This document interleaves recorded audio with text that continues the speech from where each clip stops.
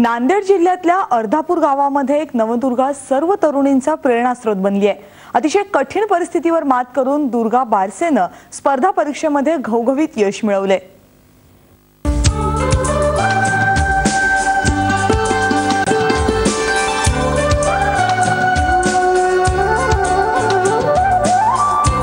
कष्टाचं चीज झाल्यावर जो आनंद होतो त्याचं वर्णन शब्दात करता येत नाही। नांदेड जिल्ह्यातील अर्धापूरच्या दुर्गा बारसेकडे पाहिल्यावर मात्र त्याची प्रचिती येते, कारण खडतर हा शब्दही तिच्या कष्टाला कमी पडेल। घरची परिस्थिती बेताची म्हणण्या इतपतही बरी नाहीये। घर म्हणायला फक्त 4 भिंती आहेत। अशा परिस्थितीत 12वीचं शिक्षण दुर्गाने पूर्ण केलं।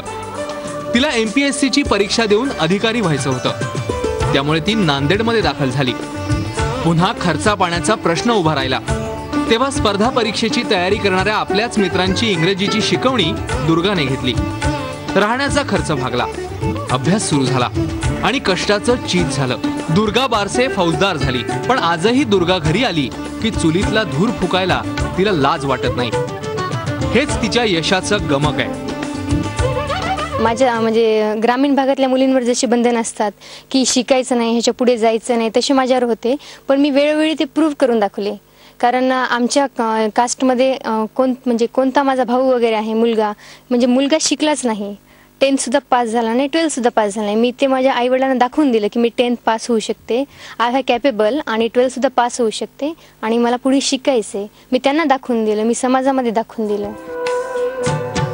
दुर्गानं किती मोठं यश मिळवलंय हे तिच्या घरच्यांना नीटसं कळत नाहीये, कारण आई वडील दोघंही अशिक्षित आहेत। मुलीनं केलेल्या कामाचं कौतुक मात्र त्यांच्या बोलण्यातून सहज जाणवतं। विशेष म्हणजे एकीकडे दुर्गा PSI ची परीक्षाही पास झाली आणि तलाठी म्हणून रुजू होण्यासाठी 2 ऑर्डर तिच्या हातात आहेत। कष्ट करून दुर्गाने जे मिळवलं तेही भरभरून। आम्हाला वाटलं बाबा लग्न करून टाकावं, आता किती दिवस शिकायचं, काही नोकरी लागत नाही, आम्ही असं विचार केला होता। पण मागून त्याने म्हणले बा थोडं थांबा आणखीन, आम्ही जे शिकलो, मेहनत केली, आम्हाला काहीतरी फळ मिळू द्या, म्हणून आम्ही थोडं थांबलो। नाही तर आम्ही लग्नासाठी रेडीच होतं। नव्हते भेटत पैसे, लोकांचे कामं करा, शिकवा, शिक्षण टायमाच्या टायमाला भेटत नव्हतं, कामं करायचे, शिकवायचं। दुर्गाला इथेच थांबायचं नाहीये, तिला उपजिल्हाधिकारी व्हायचंय। अभ्यास सुरूच आहे, बहीण आणि भावालाही शिकवायचंय।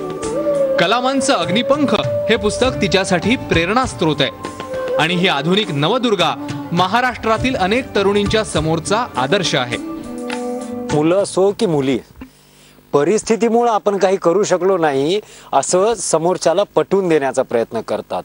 पण दुर्गा बारसे सारख्या एका शेतकऱ्याच्या मुलीनं आर्थिकदृष्ट्या कमकुवत असताना देखील MPSC सारखी परीक्षा उत्तीर्ण केली, आणि तेही आपल्या परिस्थितीला न कोसता। आणि असं वाटतं की हेच आज जागतिक महिला दिनाच्या निमित्ताने महिलांपुढे सर्वात मोठं उदाहरण आहे। कॅमेरामन पप्पू जोंधळेसह योगेश लाटकर, स्टार माझा, नांदेड।